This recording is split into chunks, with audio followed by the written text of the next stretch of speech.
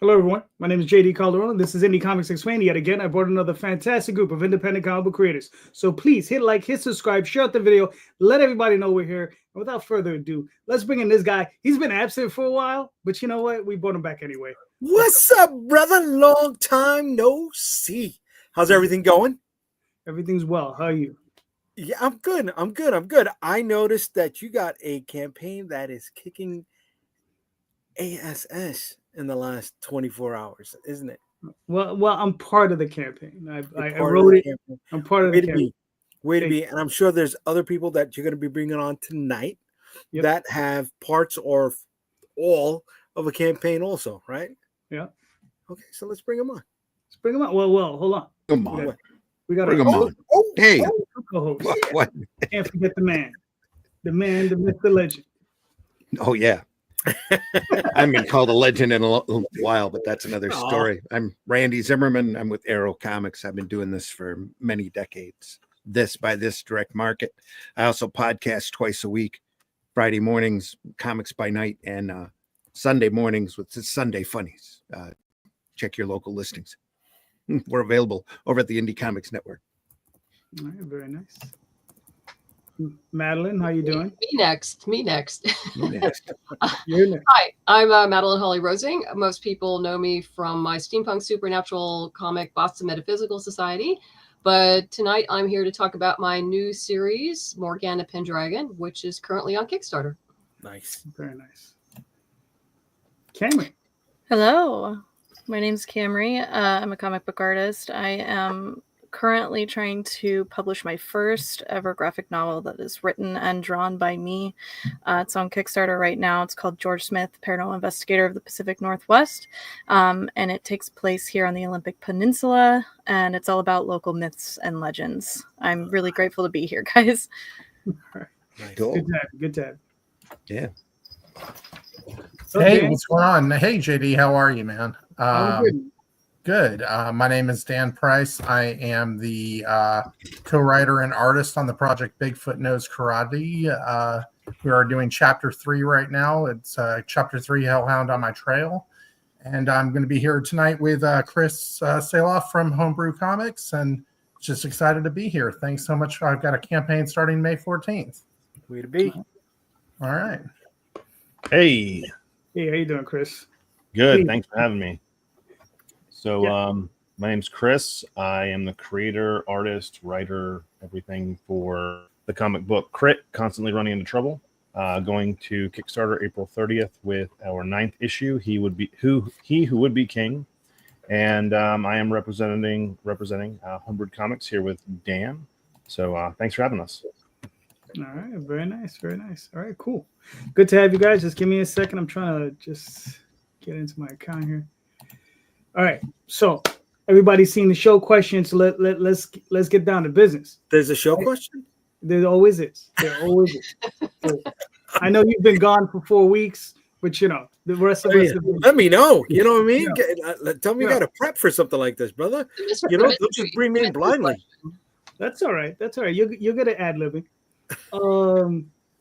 So what would be a better system of distribution for indie comics that you think or feel that would work best for you in your situation? Because everybody's different, right? So I'm just looking to hear what you think from your perspective. What would be best for you?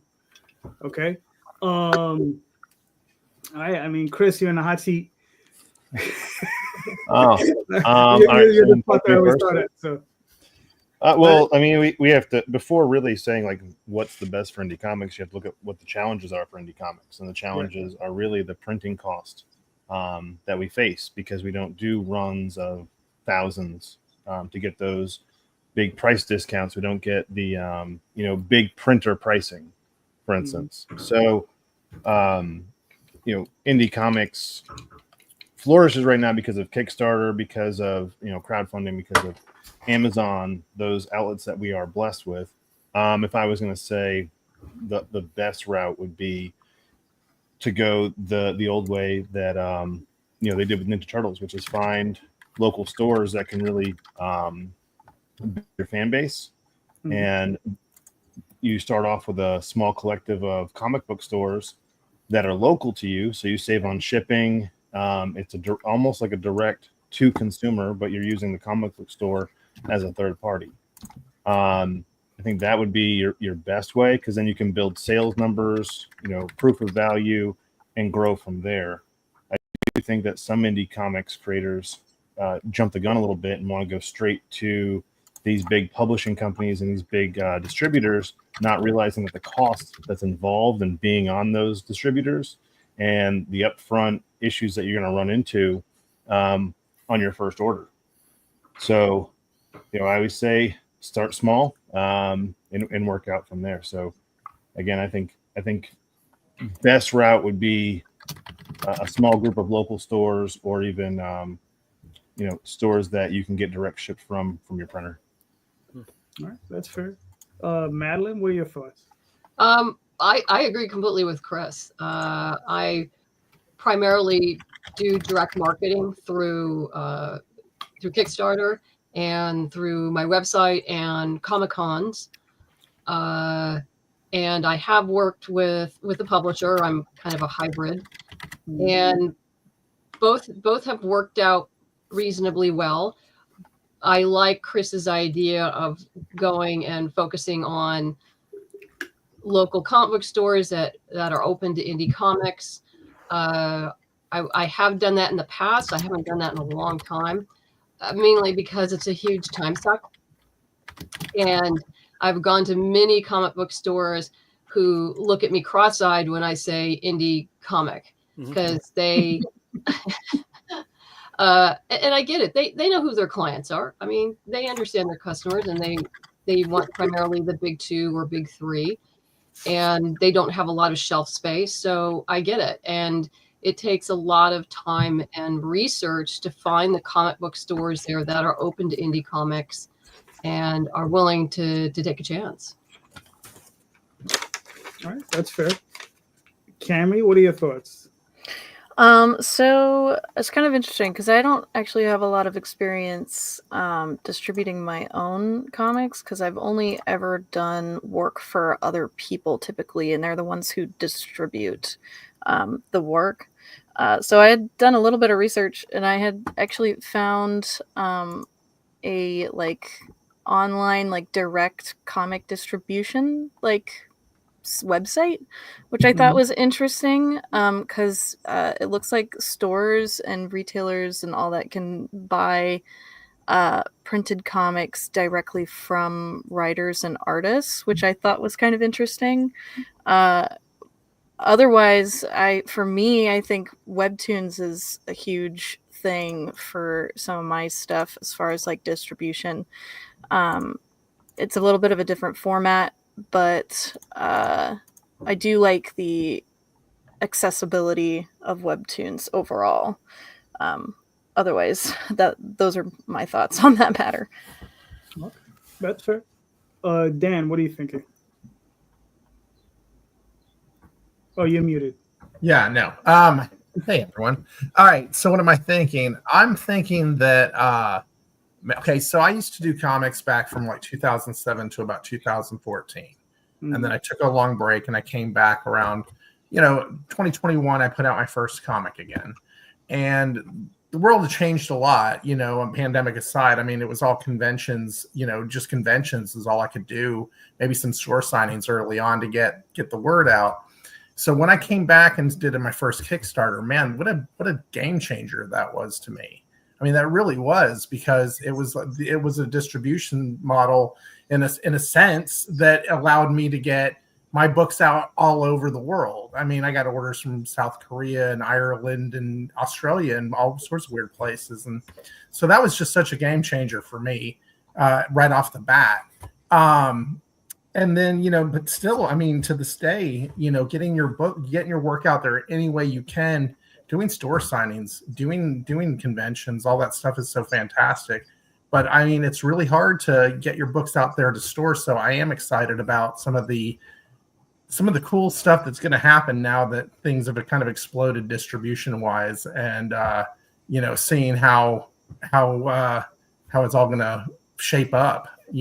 So but to get my foot in the door, I was excited just to be on Kickstarter and get that moving because I reached so many different audiences that I never could before that. It was great. Oh, cool. Randy, what are you thinking? I'm thinking I probably need to shut my phone off right now. But anyway, everybody's suggestions here are great. I can't. With the direct market, the best thing to do is to try to get your book out there in as many places as you can. And that does include locally. And you do have to find those comic shops that like independent and alternative comics and want to make a buck, and treat them as well as you can. Store signings are great like that. Little one-day shows are excellent, to try to get the marketing out to the populace. But again, it's one-on-one, and you're not really moving a lot of product. I just want to be read. I'd like to be distributed out there wherever anybody's going to be able to pick me up. And I've looked at different formats and played with different sizes and things. And that newspaper idea that I had, that I ran 100 issues locally doing a comic newspaper that was advertiser supported. It's a pretty decent format, but I don't know. Like I said, the direct market right now, I see there's a lot of different distributors that are trying to start up to move independent product, and that's a great thing. I hope that everybody's successful and they get more indies out there because they can really help the retailer. I retailed for a decade at a comic shop and know that side of the business pretty well. And they can use all the help they can get. All right, cool. Jay, what are you thinking? You're muted. You're muted. You're muted. Blah, blah, blah, blah, blah, blah, blah. Yeah, exactly. I came out strong too. I didn't fumble. Shit. Distribution, I think, doesn't matter unless people know about your book, right? Awareness is the key. Awareness is the first step, right? This is not, that movie. If you build it, they will come. But because we've built a lot, and they're not knocking down our door for the books that we're making. Mm-hmm. I think instead of distribution systems, people should be looking into, marketing places. There used to be superfan promotions. They haven't posted in a long time. The email is down, the website is down, but they used to do marketing for independent books. They used to do marketing for crowdfunding campaigns. We need more stuff like that, right? We're spending a ton of plates, right? We're a small business unto ourselves, whether this is a hobby or not, right? We're still running a business, because if not, you're going to lose your shirt. You're going to lose your shirt quickly. But with a budget set up for marketing expense, if there's a marketing group that can handle crowdfunding campaigns, well, I'd pay into something like that, right? And then awareness generates about the books that I'm making, mm-hmm. and then I can worry about sell-through at a store for something like distribution. Did I make any sense, or I just... Right. Yeah. I ad-libbed and I got a little bit of a margarita in me. So that sounded good to me. Can I say that's why I really hope the indie and alternative distributors pick up, and that there actually is at least 3 or 4 of them out there that are incredibly successful, and finding retail stores that are interested in carrying and making money off of that kind of product. One of the greatest things marketing wise back in the 80s when we were doing comics, and that's how old I am and been in the business. But the biggest things, we had a couple dozen distributors back then that were moving our product, and they were moving a lot of it. And a lot of that came from the distributor helping us market, because the distributor wants to make money as well as us. Mm-hmm. And that does come in very handy. I miss the days of Capital City that used to list the books that month they thought were really the indie books and alternative books that were really going to be hot. And they used to do that. Yeah. It turned out to be a great thing for us. So, and also, we have Diamond with the previous catalog, but I believe a single page ad in there is somewhere between $800 and $1,200. I haven't looked in a long time, but that was the last time I looked. It was I'm sure it's gone up since then. Yeah. Right. Yeah, but I definitely agree with Randy and Jay, and that awareness is critical. Because even being at a con, when I get people over to the table and I say like, hey, have you heard of Boston Metaphysical Society? And they'll go like, well, I think because I've been around now for like a decade. They were like, yeah, and so that at least makes them stop and listen to the pitch. Yeah. And gives them pause, and I'll just say like, oh well, let me refresh your memory, and we go into it, and yes or no, but at least that starts off the conversation that like, yeah, I think I've seen this around, or something about this seems familiar, and I'm pretty sure I don't do any advertising, so I think that's just being on Kickstarter and doing a gazillion cons, so that helps. That's your marketing, right? That's what you do. You're doing your legwork. You're grinding it out. And I don't know how many conventions I go to, and I see independent creators without a newsletter sign-up sheet at their table. Oh, that kills me. That makes me nuts when I see that. I'm going like, no, you must have this.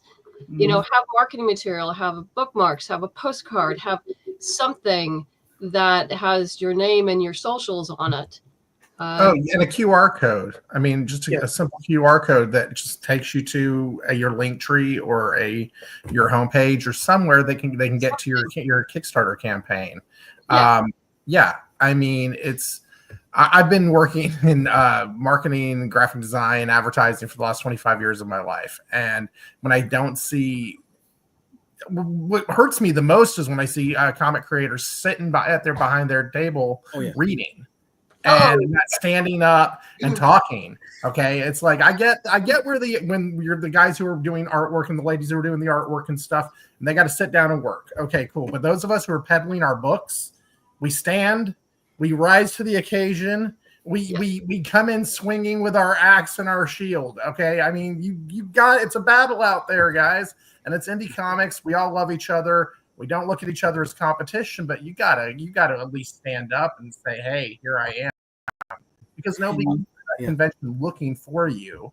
You got to make them want to know you by the time they leave. Oh yeah, so, it's showtime. It's 100%. Oh yeah, I mean, I'm naturally an introvert. I just want to hide and go right and not be the world. But when I'm at a con, I am at a con, and I am all there in 110%. Gotta change modes. Oh yeah, you switch, and then people want to like, well, let's go eat or to the bar afterwards. Like, no, I'm going back to my hotel room, have my tea and my cookie, and I'm HBO. We're done. Showtime's over. Dan, I don't stand anymore though, brother. No. I bring a collapsible guitar stool, so it looks like I'm standing. Okay, and it's high enough, it keeps me up. Right. And I could travel with it easily, brother. And the part where you bring you bring a flap down to hold your guitar, that's my kickstand, right? I'm resting on that, baby. No, you got to do what you got to do. Like I can recently moved over to wearing like Hoka's, the sneakers, because you can stand all day long and not. Oh God, the Hoka's! I was just talking about kitchen those. Mat, kitchen mat. You bring a kitchen mat. I stand on that's awesome. Except I fly too often, and it's too heavy to bring along with you. You cut it in half. Okay. You slip it in the outside of your luggage. Yeah. I do this a lot. Okay. Now there you go. All right. Thank you. And alcohol. Awesome. Alcohol works better than a leave for your feet. You're gonna forget about the pain in your feet, and you're gonna be able to sleep quicker when you hit your bed at the end of the night. There you go. Yeah, I found that also collaborating with local events to put on like little, like I did a local screening here in my hometown. I had a gentleman who did a documentary on the Lady of the Lake. And so him and I had put together a little event in conjunction with our Comic-Con here and screened the documentary in conjunction with the launch of my Kickstarter. So I think trying to involve your community is also a huge part of that marketing too. All right, cool. Nice. All right, Jay. I agree with everyone, so I don't have nothing to say. So I'm good. Jay, you're up. All right, Madeline brought up a point that I want to jump on. When we're at the convention, and she also sees people that don't have a newsletter sign up sheet and XYZ. So when you're doing a convention, for those who do, and you see a rookie or somebody who's been around the block a few times, not capitalizing on opportunities that they should, do you extend that olive branch? Do you say, hey, maybe XYZ, or do you leave it alone? I can answer that. It depends on the vibes that you're getting from the person. Usually, if it's another woman, no problem. We can talk, not an issue. With some guys, it falls under the category of it depends. Okay. You got to test the vibes in the water, and if they're willing to listen to you, and you just go from there. Okay, I like that. All right. Cammry, what are your thoughts on the question? On which one exactly? Oh, on Jay's. So Jay, can you repeat your question, please? I don't know. That was off the cuff, baby. We're lucky we got one out. You were asking about whether or not you extend the olive branch. Yes. For giving advice. Mm-hmm. Well, it depends. I would agree with Madeleine because I used to do a lot of bigger conventions.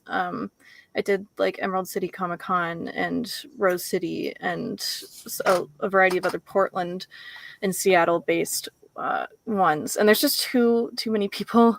I do make friends with my neighbors and we exchange advice. I think because we were talking about standing up and engaging with your customers, and that was probably one of the more powerful pieces of advice that I've received from another vendor who was doing very well across from me. I think when I go to smaller conventions, it's a lot easier to share advice, and most of the time I make really good friends with the people at smaller conventions, and we are definitely more oriented around helping each other and learning how to market each other. So yeah, I think that also plays a role in that. Yeah. Cool. Dan, what are your thoughts? Oh, I kind of look at it like this. When I first started doing comics, I didn't know anybody else was doing comics, and so it was kind of like learning as I was going. And then you pick up a lot of stuff, and then you learn from people and all of that. So most of the time, when I see somebody who's at a convention who's like tripping and falling or not, could use a little help here or there, I have no problem saying, especially if they ask. I mean, I'll because I was watching them the whole time anyway, going, oh, that needs to be fixed and you need to do that. But I'm not saying a word. And they say, you've done a few of these. Do you have anything you want to say? I'm like, okay, get out a piece of paper and a pen. Let's go. I mean, because I will. And it's whether I like them or I don't, I want to see them successful. You know what I mean? Like, because it doesn't hurt to be nice. I understand vibes completely. And if somebody's a real prick, I get it. I don't want to deal with a prick either. You know what I mean? But, look, I want to see everybody have a fighting chance at this because it's not easy. It's not easy. I went to my first convention. It was Staple here in Austin 20 years ago, 2007. And I went to my first convention and I had 100 comics. That's all I had. I didn't have a tablecloth. I didn't have a bowl of candy. I didn't have a this or that business card. I had 100 comics. I didn't know what I was doing. Anyway, it was a long story. I'd tell the rest of the story, but it'd be boring. But you get my point. You got to help. You got to help people out. All right, Brad, cool. very much. Chris, what are your thoughts on it? Oh, I have lots of thoughts. So when it comes to like cons and building, using for marketing, and like Dan said, you just can't stand there. My first con that I ever did, I met up with Dennis Valencia, who is part of Homebrew now, as well as Jerry, who's in the chat, and a buddy of ours, Jason. We all met up at this very small con, and I had never done one before. That day, we just sat there and just talked to every single person that went by the table. And you got to treat it like if you have a trade show, or if you're in music, it's if you ever played a festival, you're sitting there trying to get someone's attention. You got 15 seconds.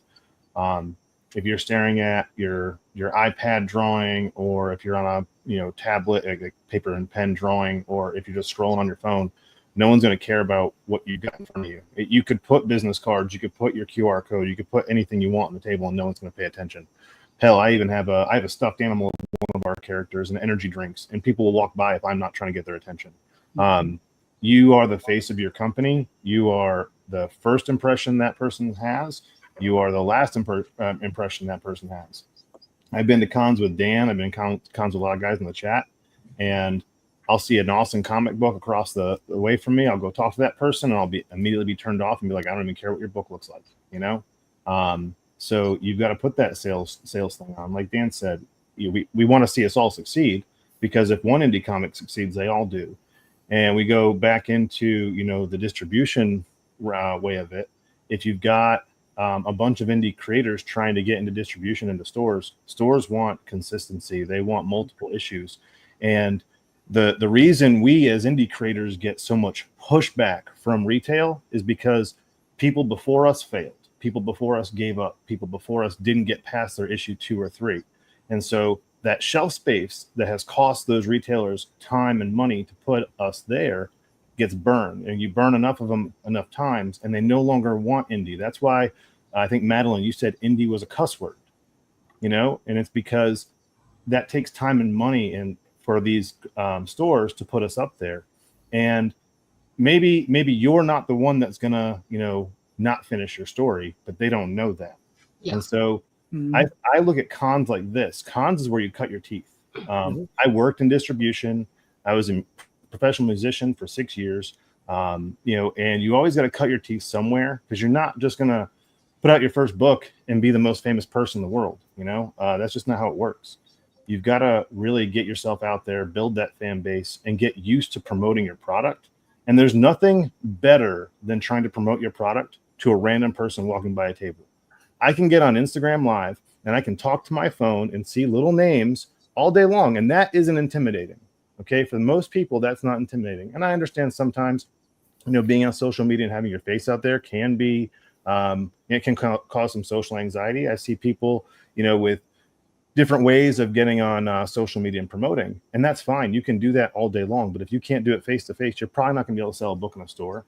And I think these cons, when you're able to get that face to face time and you're able to get that community involvement, that's where we got to thrive. That's where we got to build that base. And like I said, that's where you got to really cut your teeth to become an indie creator worthy of actually getting into a store. And I do think that we think as creators, we deserve to be on a shelf. Okay, just because we put a book out, we feel like, hey, I want that shelf space. I deserve that shelf space because I made this book. I spent 3,000 hours making a comic book. I deserve that. We don't unless people want to buy our books. People don't want to buy our books unless they know about it. I could rant. I'm sorry. I'm going to shut up. No, that's fair. Real quick on that, when I did comics a long time ago, and I came back, and man, let me tell you something else about something that changed a lot with social media. Because when I first started doing comics, MySpace was the thing, to put it in perspective for you. Yes, love MySpace. Randy was in comics in the 80s. Get off my back. Come on, Randy was in comics in the 80s. So no, I'm just messing with you, Randy. I like MySpace. Yeah. But yeah, see, MySpace was cool. You had your own music when you got on the page. You had your own boom, boom. It was great. I loved it. Dan, would I be on your top 8? You would be on my top. Okay, then we're fine. You'd be in there somewhere, top 11 or something. You'd be there. No, this is hilarious. So, no, Instagram was such a game changer for me. I couldn't believe. I am old, Jerry. I know. Instagram was such a game changer for me because I met so many people in indie comics just on Instagram alone, finding your people, your group, just people that you can bounce stuff off of and learn so much from. I'll throw Chris as an example. He's in my top 8. I'll throw him as an example. He has we met over Instagram, and we connected so well. We ended up doing a live launch at our campaigns at the same time on Instagram Live. Nice. And that was really effective. Chris had been doing live launches for his campaigns previously. I picked up that bad habit from him. Thank you for that, Chris, because live launches rock. And we ended up doing one together, and we had built it up so much and got so many people, aware of what we were going to do. This night, this time, we're going to press the button. Come on Instagram and watch us do it. We had over 250 people, 230 people watch us do our Instagram Live that night. Nice. We both funded our projects in 15 minutes. Sweet. So the power of social media, man, it really can work. And I mean, so that's like a rinse and repeat for us now at this point when it comes to not the funding in 15 minutes, but doing the live launches, and trying to replicate what we do there, because it's been a really good way to get your book, not just get your book launched and funded and all that stuff, but to just get people aware of what you're doing with your project. I mean, just because people really get excited, they get to see what you're doing. Other creators get into what you're doing and promote your stuff via stories and all of that. I know a lot of people are on Twitter. I don't understand Twitter. I never have. I don't understand, but I understand the visual concept of Instagram and how it works. So that's just been really good for me. So if you're not using it, give it a shot. Yeah, I wouldn't waste your time on Twitter anymore. Anyway, no. I always thought it was a cesspool, and it never seemed to get any better. I'll put it like that. Yeah. I just didn't like the term Twitter, and like growing up, my dad always called me a twit when I was being dumb. So like, I actually, on my timeline for Facebook, it said I won't use Twitter because I don't want to be a twit. And so, yeah, I just can't use it. Like, I think Instagram, we're talking about visual medium, and yes, Twitter is more of a visual medium now because of changes they've made, but Instagram's been a place for photography, art, and stuff since its inception. And so I think it's a better home for what we do. That's just me personally, but I started on Instagram, and I can't even use Facebook half the time for this stuff. All right, cool. Randy, what are you thinking? Back to Jay's question. Yes. If I know the person and I think they can take advice, I will give it. Every chance I will, me, any chance, you just got to get me started and I can go. So, at the latest show, I was right between a couple of young artists and got to know them real well. And, we exchanged numbers and contacts and all that. And I've made some of the best lifelong friends at shows when there's no customers around, just by talking to fellow publishers. So, Randy, you're a treasure trove of information, brother. like I said, you just get me started and I'll run just like one of those wind-up toys. Yep. All right. Cool. For myself, I mean, usually what I'm doing is, I'm working usually a 2-person team. So it's usually Daphne sitting at the table, me walking around. For one reason or another. At one time, I was a print broker, so I did a lot of going out there and basically just offering my services to a lot of people. But like Randy and like Cammry was saying, one of the biggest parts of being at a convention is meeting the people who sit next to your right and to your left, and you sit down and you talk to them, and those are the people you usually get to bond with, right? Because you're there usually, fighting the fight for 3 days or 4 days, and you're there and you're just like really, really hammering it. But you get to sit down, you get to talk to them, you get to watch their table for them or whenever they need to take a bathroom break. And those are the people that you can really bond with. And if you can see an opportunity where maybe they have something that you see where you can give them some advice that would benefit them, then of course I would share that. But it's not even just that. It's a 2-way street, because sometimes they have advice that I could benefit from. You understand? So it's an exchange of information that we're trying to go through, right? Because I know a lot of stuff. I don't know everything though. So that's my answer. I think every con is a learning opportunity. Oh yeah. Right. It's one of the few times too that us creators actually get out from our cave and go out into the real air and around real people. It's completely different than doing a podcast and talking over the camera. Absolutely. That's Yeah. true. So Jay, answer your question. What was the question? I don't know. That was your Figure question. it out. It's your question. Listen, Philip's in the chat. He knows. He saw me at New York Comic Con last year. I go with the team. They're running the table. I'm walking around. I'm doing the networking. I'm giving out shots. I'm getting people to come back to the table, and then once they're back in the table, I try to lock in information with them. Right. That's when I solidify our relationship, and they get to see what's different on my booth, and I got to see what was different on theirs. And if they ask the question, yes, I will open up, those lines of information. But if not, I mean, how many times have I seen people that I told, put a newsletter sign up sheet on your table and they still don't have it? So sometimes I'm tired of wasting my breath, I mean, like the same people over and over and over again. And they always try to build a better mousetrap, the next time I see them. And the only person they're catching in that mousetrap is themselves. The newsletter is the easiest thing that you can do. It's the most cost-effective thing that you can do. And it's the one that's going to bring you the most value later on. And I don't know why they don't. So. Their Okay. choice. Yeah. That's Their true. choice. Mm-hmm. All right. So, we all have our swords to bear, and so does Morgana. Holly, Madeline, do you want me to play this video? Oh, sure. Go ahead. Hi, my name is Madeleine Holly-Rosing. Many of you know me from my steampunk supernatural series, Boston Metaphysical Society. But today, I'm here to introduce you to my brand new 4-issue miniseries, Morgana Pendragon. Loosely based on the legend of King Arthur, this story focuses on Morgana, King Arthur's sister, who, having lost her magic when she fled England 20 years ago, leads a mercenary team wherever the best paycheck is. All that changes when she receives a message to return. Her brother, King Arthur, is dying. Now she must not only face Mordred, the child she left behind, but a new threat which may forever change her and the future of her country.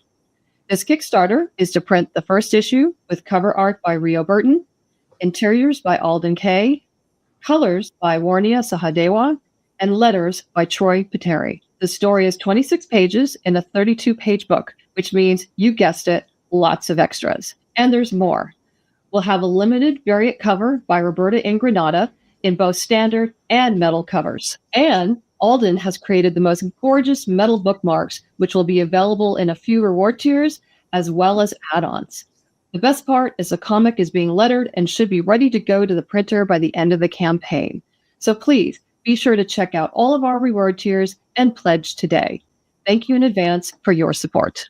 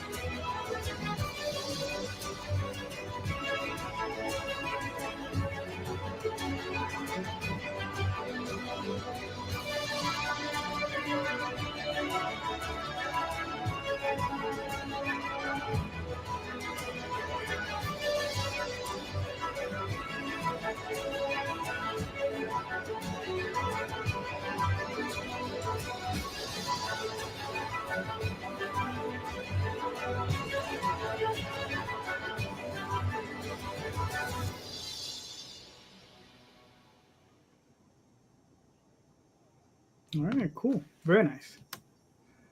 All right, so Madeleine, walk us through this. Okay.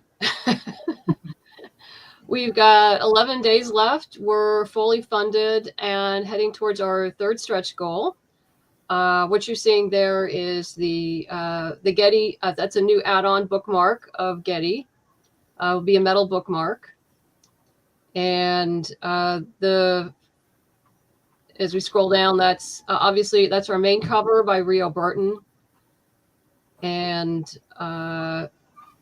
you'll get some more interior art as you scroll down. We've got some great reward tiers, which we'll get to in a bit. And since this is a new series, I wanted to break down the characters a little bit for everybody. What a lot of people don't realize that even during medieval times, there was a lot of movement across the world, specifically through the Silk Road, which was multiple roads, not just one. So we have characters from all over the world.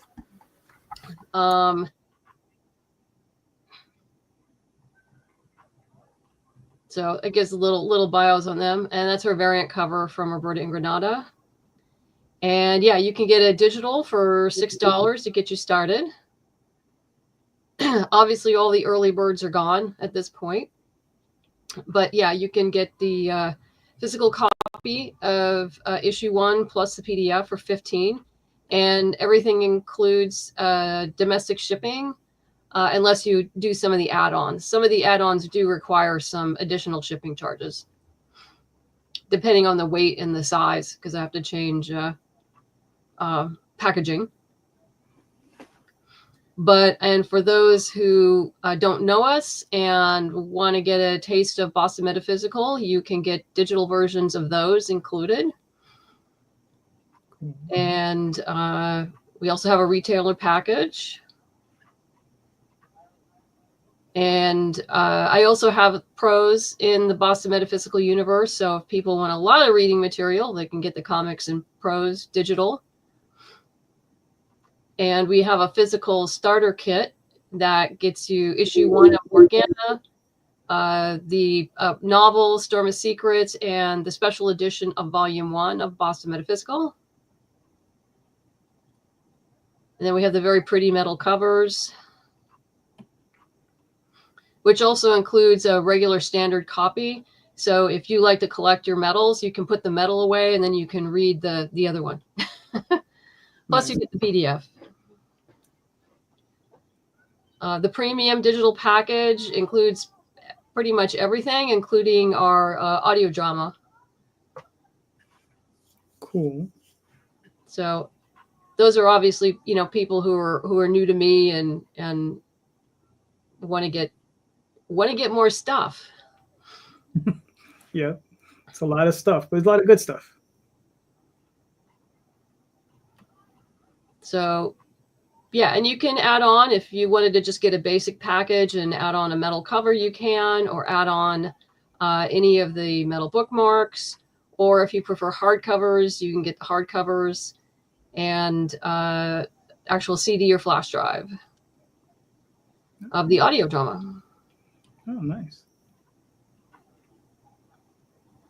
So lots of fun stuff. And fun story about Alden.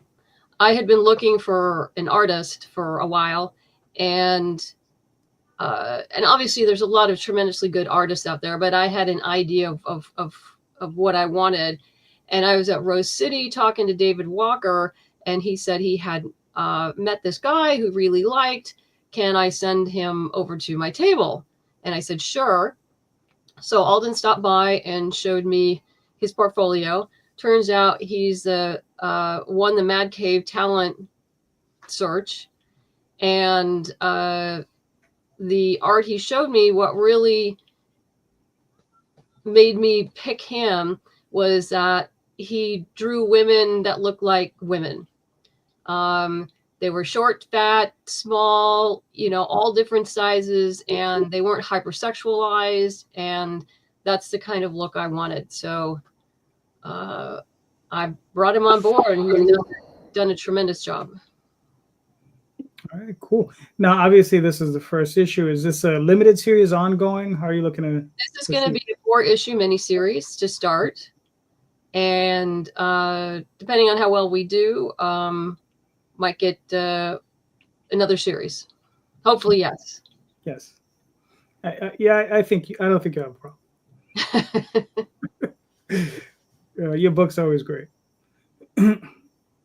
So yeah, I'm very pleased with how well we're doing with the backer count we have for a brand new series, and there's so many things that are distracting in the world right now. I'll put it that way. That it's doing just fine. I'm very pleased. All right, cool. You got another 11 days. You're already funded.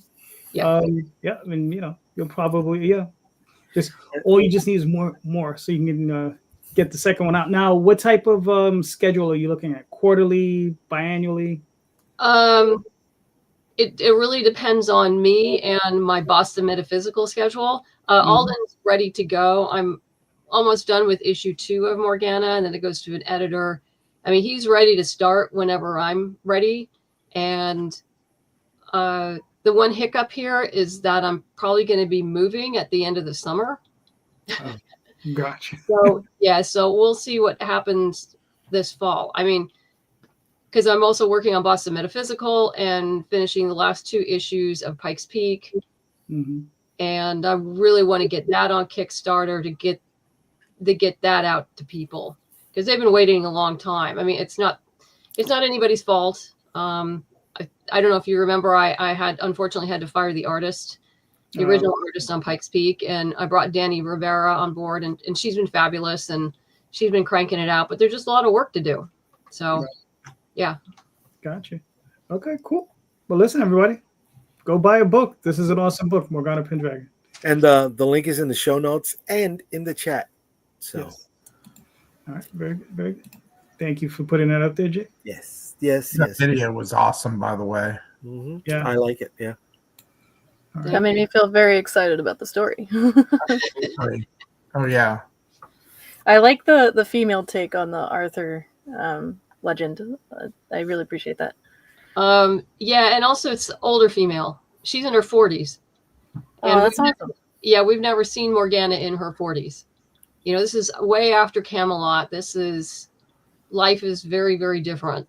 And we don't see a lot of middle-aged women who have their own agency and stories, period. So that's where I wanted to go.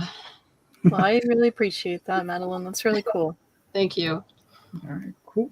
Well, talking about Cammry, here we go. Do you want me to play the video? Yeah, sure.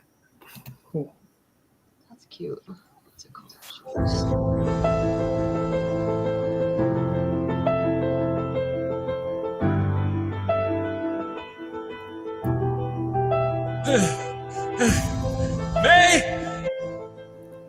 May!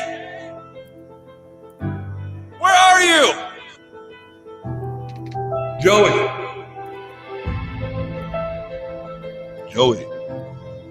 where are you? Joey, where'd you go?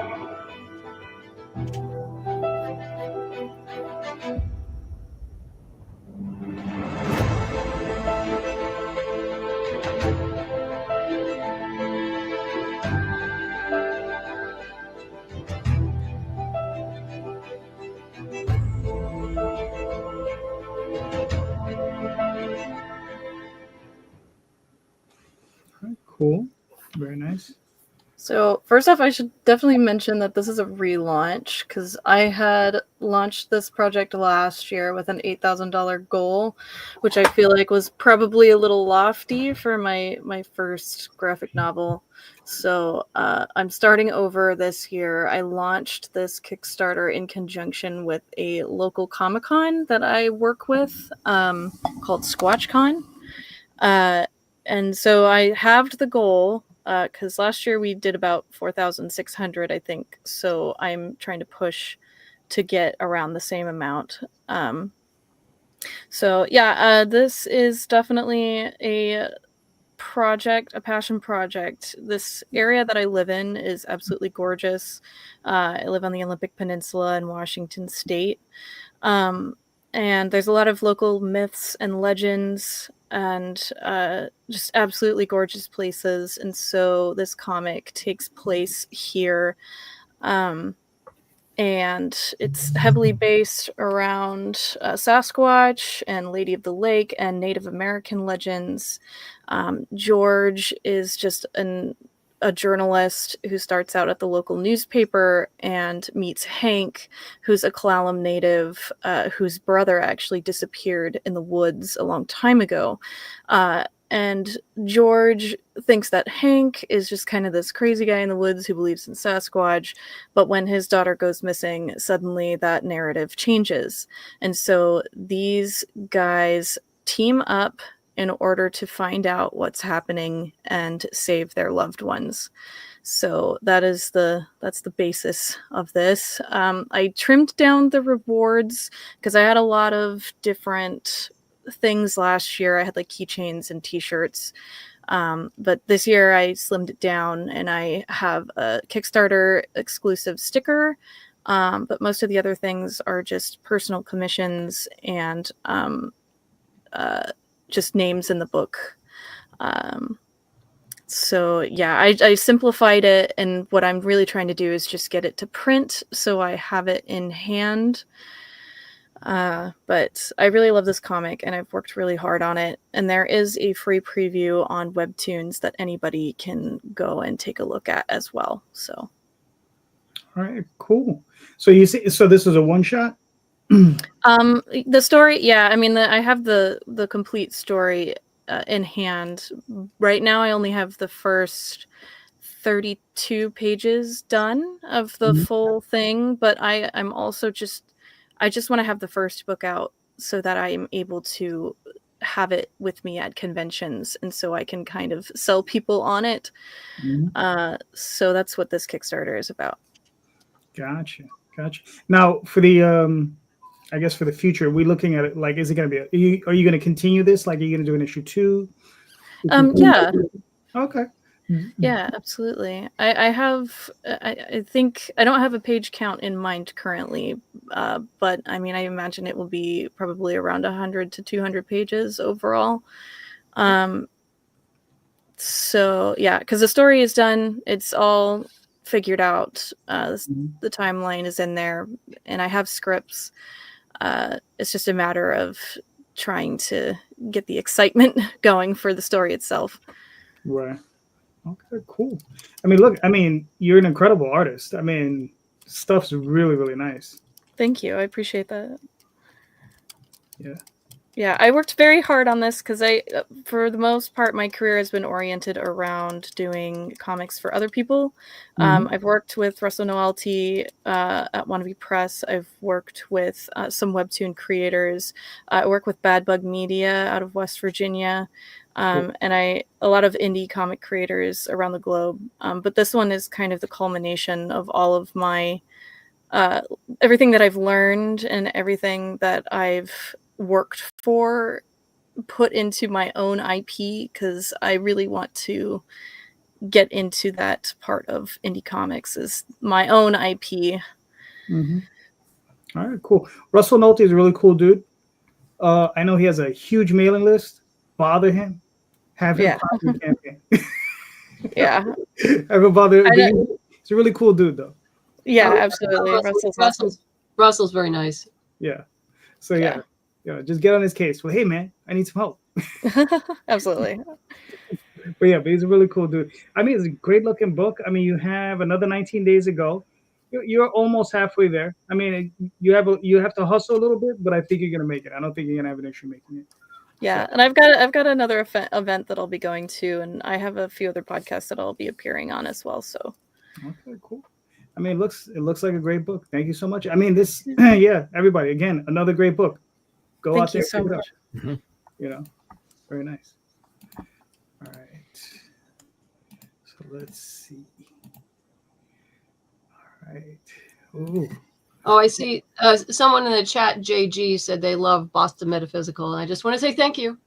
Oh, there you go. Thank you, JG. Madeline, I want to say thank you for adding that while Calderon was trying to figure out how to segue to the next campaign. You know what I mean? I'm not even going to segue. Dan, tell us about your book. Hey, all right. No, my comic is called Bigfoot Knows Karate. It's by Homebrew Comics. It's a book I created. I write with Casey Allen, and I do the artwork, colors, letters, all that stuff. The book itself is about a gentle yet deadly cryptid warrior who lives in a world where anyone can be the hunter and anyone can be the prey at any given time. In the first issue, he's forced into battle with Kung Fu Thulu in the Ultimate Monster Showdown. So we like to think of it as Godzilla versus Kong meets Kill Bill with a twist.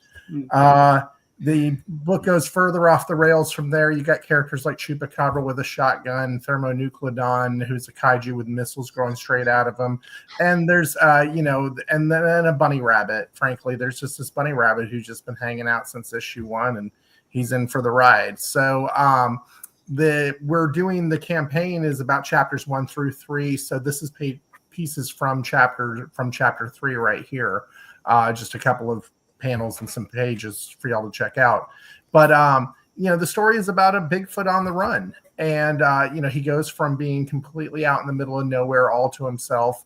And if you were the only one of your kind and the only one of your species, and nobody knew you existed and nobody cared, what would that do to you? What would that do to your psyche and your soul? And by the way, you're a Bigfoot that knows karate. And so that's kind of like the crux of the story. He goes from being completely off and isolated to being hunted down by this mysterious group, this mysterious cabal who take him, who actually are able to take him and hold him for quite a while in issue 2. So, the story picks up right where we left off. But if you're into action adventure, psychological thriller, you like kaijus, cryptids, if you're into Mothmen and creatures of lore, you name it, it's all in here. It's all in here, and we love. I'm a big fan of like stories like X-Files and Lost, where you've got a lot of questions being thrown out at you, and so that has been for the first couple of issues. We really got your mind moving a lot in that regard. And so I'm glad to be able to say in chapter 3, we're answering some questions for those of you who have been asking about why is this, why is that. Don't ask me why he knows karate. I'm not willing to tell you all that yet. I promise one day you'll learn. I swear to God. But, there's a lot of things you can do with a Bigfoot that does karate. I mean, that sounds kind of goofy, but like there's so many different, if you were the only kind, the only one of your kind ever, you're the Bigfoot, the same guy who is the Hinagon in Japan or the Sasquatch in Canada. Through different times, every culture has this myth of a Bigfoot. Well, what if it's just all the same Bigfoot that's been running around for centuries? And so he gets to go to feudal Japan and have adventures, and he gets to be in the modern timeline and so much more. So yeah, that's kind of these are some of our covers that we have right here for the campaign. Mine's on the top left there for the regular edition cover. The top right is by Louise Thomas. It's our holofoil cover that we're doing, and then 2 deluxe edition covers down below by Ghost Hausa and Adam Caswell. The thing about the deluxe editions that are really cool is that we do the same exact story. It's a 38-page story for this issue. And we include an art gallery. We've been really fortunate to receive over 200 plus pieces of fan art for Bigfoot Knows Karate. And so we always take some really great artwork and put it in the back of the deluxe editions. This time, a lot of the artwork is coming from the Odd Contenders drawing group from Instagram, a great group of our artists who always are doing some great stuff. So they've been really supportive of the book in the past. And so they're contributing a large amount of the artwork for this issue. And then also the deluxe edition also features, y'all remember director's commentaries on DVDs? Yeah. Our deluxe editions have a QR code, and in that QR code, you click on that and it takes you to our director's commentary for our comic book. So it's going to have, 3 to 5 people talking about the book ad nauseum for about an hour or 2. So if you're into those special features, that's what our deluxe editions do. So yeah. All right, cool. Now you're up to issue 3. Do you have like how many issues are in the first arc? Are they single stories? Is it one big arc? What are we looking at as far as the story goes? So we're doing chapter 3 right now. This is actually the 4th book because we're doing side stories as well. One shot comics. The last one was Bigfoot Knows Karate Anagon that we just put out recently, and then we have another one coming up after chapter 3 called Bigfoot Knows Karate God Killer. So the main arc is 5 issues. And so we're doing chapter 3 right now, and then we'll continue to do some side books because we found that people really like them, and it gives us more of an opportunity to peel back the onion on the character. You know, one of the things I used to love about Wolverine is you knew nothing about Wolverine, and now everybody knows everything about Wolverine. He's got like 1 million children, and he's got a name, and all these things. But when you didn't know anything about him, the intrigue was high, right? And so what's cool about the side stories is we're able to show this slice of time in this character's life and just peel back just a little bit more and more without just hey, my name's Tim and I sell insurance, but by night I fight crime. You know what I'm saying? It's like just something, just give it time to let it breathe. All right, cool. I mean, listen. And here's the other big question: when are you thinking you're going to launch? May 14th, 7 p.m. Okay, there you go. So sign up. You got 115 backers. It was 115 followers. So that's pretty good. So yeah, man, everybody go watch Bigfoot and go back it when it comes out. Very nice. Thank you so much. Yeah, I remember I got a copy from you at Baltimore Comic-Con last year. Baltimore Comic-Con a couple of years ago. Yeah. I remember enjoying that. That was really fun. Awesome, man. I'm glad you enjoyed it. That means a lot. Yeah, I felt bad when we met because you had said to me, you were supposed to be on my show. And I'm like, man, I know. And he told me that was the first time and I missed the thing. And there was I couldn't make it and the word did not get to him properly. And I was like, shit, I've got to make it on the show tonight. Like for hell or high water, JD, tonight, I was going to make it on the show. I was going to make sure. And so that stuck in my head this whole time years later. I'm like, I've got to be here tonight. I appreciate that. Thank you. Oh, dude, no. I was embarrassed that day, and I was like, "Yeah, no, here, take a comic, please. Be cool. Don't hit me." So no, never. All right. Besides, you probably know karate, so why would I hit you? Yeah, right. Chris, we're looking at Crip. What do we got here, man? Chris, you're muted, buddy. Chris, you're muted. Sorry. This is the 9th issue of Crit. Issue 8, I have a issue 0. I constantly kick myself in the tail for that. But it's also the 5-year anniversary of Homebrewed and Crit. So we're bringing some awesome stuff to the table with this issue. Being that it's our 5th year anniversary, I took the time this year and recolored issue 1. So we remastered that, and I remastered the end of issue 5. So those 2 will be part of this campaign as well. And in this issue of Crit, it's titled He Who Would Be King. It brings in some history of the universe that Crit resides in and goes into some of the story of King Arthur. Well, the King Arthur in our story. So we've got some awesome covers in here from some great artists. This, for those of you that aren't familiar with Crit, it's really just like a story about well, I guess I should start off by saying everything in Crit is written using Dungeons and Dragons. So my friends and I in 2018 got together, and we hadn't played D&D in like 10 years. And one of the things we always wanted to do was play superhero D&D. But it was, balancing Dungeons and Dragons with superheroes is very hard because you always want to be the most powerful. Your character is the best. And so I grounded it. Took the idea that all the classes in Dungeons and Dragons, they're not special because in that world, everybody can be a rogue or a cleric or one of those the classes. So I stripped it and made a modern version where these characters are the only ones with those abilities, making them superheroes. It also gave us the ability to grow these characters. So, they start off very low level, similar to like, my idea was like Superman when he first came out could jump, not fly. Iceman was a snowball. He wasn't this master of everything with, ice and water. And so that was kind of like my premise. Well, we played one session of the game and everyone had so much fun. I wound up just starting to draw some of what we did. And I had no idea how to draw comic books or anything, but I just wanted to do it for my friends. And it was this big snowball effect that brought us to where we are now, 5 years later, releasing the 9th issue of the comic. We've done quite a bit. Like I said earlier, energy drinks, stuffed animals, action figures.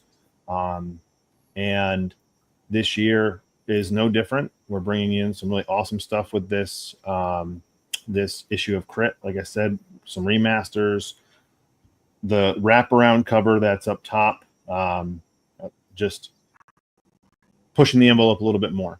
So if you think of like what Crit is, I like to explain it as it's The Other Guys meets My Hero Academia meets Police Academy. It's a lot of tongue-in-cheek humor. It's got some. It has some anime and manga elements because most of my players are into anime and manga, so their characters kind of reflect that. And it's just a bunch of guys having fun playing D&D. So that's what you see. Everything's pre-recorded. I go in after when I'm starting a book and I listen to the recording and I sketch it all and I storyboard it and turn it into the comic that you read. So everything in the book's determined by the dice. And this is no different. So, it launches April 30th and we've got some cool things me and Dan and the rest of the guys are going to be doing for it. On this one, I do have some custom shot whiskey glasses that I'm going to be putting in there. Nice. Aside from covers, bookmarks, I always do a metal cover. I do deluxe editions, and if you scroll down, you can see some of the cover art for the book. Well, it should be there. Let me see. Hold on, I'll refresh it, but I didn't see it. Let me see. Oh, there you go. Is it there? Yep. There we go. So there is one cover that I have not unveiled yet. My colorist, Lewis, who also did a cover for Bigfoot Knows Karate, he is working on a cover right now, which will be the 6th cover. Normally I don't do, the 5th cover. Normally I don't do 5 covers. I'm doing a 5th cover this one because it is our 5-year anniversary. So you've got every story or every cover does tell a different part of the story of Arthur that will be kind of unveiled in this book. And I don't want to go into too much because most of Crit is creating questions and answering them, and this book does no different. We answer some things and create lots of questions, but I personally have been waiting so long to bring in the Arthurian part of Crit. When it first started, I would tell people like, hey, it's really just a modern Arthurian tale, and you can't tell because Arthur's not even a part of it. But now I can really start to bring some of those elements in, and I'm excited. All right, cool. Now, how many people are in your group? I have 5 players plus me, so we have a six-person group. We've been playing now for 7 years straight. All right, cool. Hey, Chris. That is awesome. Yeah. Sorry, Chris. Mention the coupon, dude. Oh, sorry. Yeah, Dan. I forgot, so you got to do it now. I had a 4-hour drive before I jumped on this, and I'm still letting that caffeine kick in. So, Homebrewed Comics this year, for the 5-year anniversary of Homebrewed, I was blessed with being able to also relaunch the brand and bring in Drew and Dan and Dennis into the fold of Homebrewed. And so this year, what we're doing, since we have these back-to-back campaigns, because I launch April 30th, then Dan launches in May, and in June we're launching our 3rd title, which is Caspian Porter versus Celestial Knight. Every campaign that you back, you'll get a coupon. So for Homebrewed 0, and we're kind of taking a page in the playbook from Image Comics. When they launched, you'd get all these different titles, and you'd get a coupon that you'd mail in, and you spend like $10, and you'd get a copy of Image 0 with some exclusive content. We're doing something very similar, where each one of us is contributing stories that include characters, like side stories from within our universes. And we also have, actually, Mo, great that you stopped on this cover. The artist right there, Mo Lubison, is also contributing a 6-page story to this. So backers of each campaign in your book, you'll have a coupon with a 3-digit code. And once you get all 3 campaigns backed, you'll get those books in. You take that coupon, you'll collect all 9 numbers. You go to our website, you type that in, and then you can go in and purchase issue 0, which will only be available on our website. And like I said, the stories in there won't be published anywhere else, just in Homebrewed 0. And it's our way of doing kind of like a throwback and getting people also excited about checking out all 3. And the good news is, if you say you get in and you miss Crit 0 or Crit, my campaign, on Dan's campaign when he launches, you will be able to add as a add-on, Crit if you missed it, so you can get that coupon.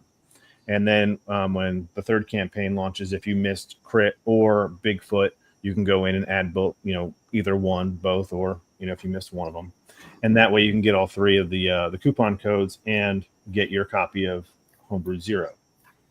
Oh, very nice, very nice. cool. Yeah, that's a good way to cross promote. I like it. Yeah. All And right. one thing we're doing this year, since we are the topic is distribution, and Phil is in the chat. He's been talking a little bit. So we have signed with Philbo. Phil has a distribution company that he started to help indie comic creators. It's kind of a big deal. He's done a lot of work on it. He's got a lot of comic book shops that are ready to purchase from all of us. We're launching 4th quarter. So, if you do see Phil in there, talk to him if you've got a book that you're looking to get into stores, because he's going to, really hit the ground running with this, and we're excited to be part of it. All right, very nice. Yeah, I'll probably have to have him on at some point just to talk about it. All right. Hear that? Hear that, Phil? Well, Phil's been on the show before. I'll get him on again. He's a cool dude. I did a one-on-one interview with him one time. All right. So for Crit, you're up to issue 8 now. This particular story arc, is it you see it going? Is it an ongoing series, or get another 3 issues in the arc? Like, what are we looking at? Yeah. I have 42 issues written, and I'm only on. This is the 9th. So I've got a lot of work ahead of me. I just hit 41 last year. I'll be 42 this year. So I've, hopefully I can get this done my goal is to have everything done in 10 to 15 years. Gotcha. Okay. So I'm not going anywhere anytime soon. You're stuck with it. If you don't like it, sorry. I do. Now, issue 42 is the ending. Yes. You have it written. Okay. All right. Cool. I like that. Yeah. Everything's already done. We concluded the campaign. We actually started a new one. Okay. And really, I've just got to get some other artists to start working on some stuff. I've got 2 that we've already discussed getting in for next year. So, and the goal is to get 4 issues a year. If I can get to that, hey, we'll be good. Okay. Very nice. All right. Very nice. I like it. You said is this one April 30th? Yes. Okay. Cool. Launches April 30th. All right. So everybody go, back this campaign when it comes out. It looks awesome. Thank you. All right. And real quick, I'm going to show the campaign I'm a part of. It's called Tenchi Muyo. It's about a graphic. All right. I'll just play the video. Hello there, Tenchi fans. Patria Burchard here, the voice of Ryoko, with an exciting announcement. Armature Entertainment is launching a Kickstarter campaign to reintroduce the 1997 Tenchi Muyo comics to readers old and new. For those unaware, Tenchi Muyo started out as an OVA series or direct-to-video release in Japan in 1992. From there, it became popular the world over for its mixing of sci-fi, comedy, romance, and, of course, zany adventures. When it became popular in America, these comics were made to try to appeal directly to American comic fans. This release, Tenchi Muyo, the American Tenchi Continuity Omnibus Edition, combines all 6 issues of the storyline Ryo Oki's Day, created by artist Matt Lunsford and writer J.D. Calderon, into one complete collection. This story features all of your favorite Tenchi characters, including Ryoko, of course. but also Mihoshi's dedicated partner Kione, as well as Nagi, Kanoki, and a myriad of other characters, all drawn in a style that's both a throwback and a fresh take on Tenchi Muyo as it used to be. Want to know the really cool part? If this campaign is successful enough, Armature Entertainment can continue the adventures of the Tenchi Gang. But now, that's up to you. You know, the carnival comes and goes. Well, it's finally back. So, don't miss it. Thank you all for supporting Armature Entertainment and Tenchi Muyo. Until next time.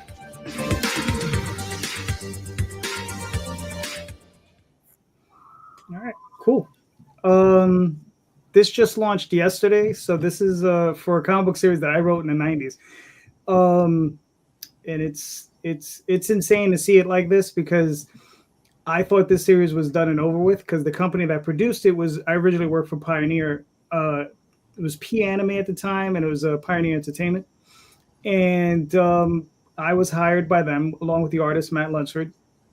They contracted us to do 6 issues. We did the 6 issues. It was very successful, very well received at the time. And something happened. Someone ran off with a bunch of money. So the second series they wanted us to do, because they wanted to hire us for another 18 issues. The person ran off with a bunch of money, and they said, okay, the budget's gone for that. So they had to stop it. My only regret ever was of the series was that we never got a compilation of it. We never had a trade. It was 1997. Trades really didn't become really popular until about a year or two later, which was kind of like one of those things for me. And I had always wanted to see it in trade. So I had gotten interviewed by these guys like 4 years ago from Armature Entertainment. And I had mentioned that to them, and they are massive Tenchi fans. I've only ever seen Tenchi Universe, the section that this is based on, but there's a whole series of, there's movies, TV shows, there's light novels, there's other manga, and we just did it, and I just had a great time with it. So, but once I saw they wanted to do it, I was like, okay, so let's talk. And we sat down and we had a conversation about it, and Matt and I both got on it. I've been helping them out, and we got 28 days to go. We're 53% to goal. They're trying to raise $50,000. And there you go. And that's pretty much it. So go check it out. It's a lot of fun, especially if you like anime and manga and Tenchi Muyo and that stuff. You're almost there, though. Cool. You're halfway there, brother. We're halfway there. Yeah. I don't think they're gonna have an issue, making the goal. I think we're gonna get there, because it is a huge fan base. Like, I talked to people, like, when I got the job, I didn't know what Tenchi Muyo was. Okay, they just handed me a rack of VHS tapes, and they were like, and it was 24 episodes, and I watched them over the course of 2 days. I wrote 2 synopsises that I submitted to the editors. They picked the one they liked, which was Ryoki's Day, which is the 6-issue limited series that's running now, and they were like, okay, and we did it. But at that point, I didn't even know what it was. But their fans, like, I had a guy on last weekend. Actually, Marcus was on, and he was like, "Oh man, like, I was a huge Tenchi fan when I was younger." This other guy was like, "I listen to the music all the time," and I was like, "Okay." And there's still fans out there who really enjoy the series, and it seems that portion of the story, Tenchi Universe, is the most beloved in America. Or at least that's what they keep telling me. So I'm like, very okay. Cool. So it's a lot of fun. Anyway, Randy. Yes. What? You're up. Your question, sir. Oh, my question. Yes. Let me think for a minute. No, I was thinking, if you had an unlimited budget, how would you market your book in order to get the most readers? Interesting. Cammry, you're up. Oh boy. Man, if I had an unlimited budget, I would just make my comic into an animated series. Honestly. Other than that, I'm not sure. I would love to do collabs with big celebrities or like anime or manga people that I look up to. otherwise, yeah, I think that's where I would go with that for sure. All right, cool. Dan, what are your thoughts? Super Bowl lad. You know what? Why not? I mean, as long as we're going big, right? It's Super Bowl lad. No, if I could do anything, I mean, I like what Cammry said about doing an animation. You know, that's always been my dream to see Bigfoot Knows Karate as an animation, but just to get people on to reading the comic itself. No, I'm going with Super Bowl lad. I'm going to stand by that one. That's my answer. That's my hard answer, because I mean, really, what else can I do? I mean, you know, we can buy Facebook ads and we can, you know, do this, that, and the other. I mean, probably make a really kick-ass animated trailer. I mean, yeah, Cammry, you and me, fist bump. There you go. And I've seen some people do some amazing animated trailers. Like the one that Cammry had was awesome for hers. Jerry E4 Comics in the chat, he does some amazing animated trailers from his campaign. So, you know, I mean, whatever grabs people's attention, right? For sure. All right, cool. Like that. Chris, what are your thoughts on it? Well, when Crit 5 does or 8 launches, I do have an animated opening in the essence of the X-Men from the 90s, the intro that will be on there. I've got it in production now with a buddy of mine, Aries. So that's been one thing I've wanted for a long time. And this year I came into a little bit of cash and paid someone to do it. So I'm really stoked about that. You know, nothing's better than spending a whole ton of money on a hobby, but that's fine. I think if I was to do something like one ad that I'd want to do, geez, that's Super Bowl ad's a big one, Dan. You know what? I want a you know, we talk about billboards and things like that. I always pictured being on a bus, you know, in like somewhere like New York City or San Francisco, or even like over in Japan where they actually do read books. I think that'd be kind of cool to see Crit like wrapped around a bus. Or hell, maybe one day I'll just wrap my entire car in Crit, and I'll be a driving billboard.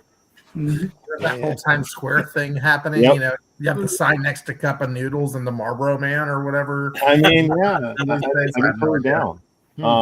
I've never thought about like a dream ad for that thing. I don't know. Although, you know, you could just, you know, that's a terrible idea. I was going to say you could take the money and just throw it at Wizard Magazine. They'll give you a great article, great cover, great spread, the whole thing, you know, and just really wrap it up. That'd be amazing. Sorry. If Wizard Chris Magazine brought us back from the dead, buy his book. Yeah, absolutely. Gave us $50,000 just to do this. He's great. Wizard. Loved Wizard. There you go. Nice. Madeleine, what are your thoughts? I'd hire staff to do that.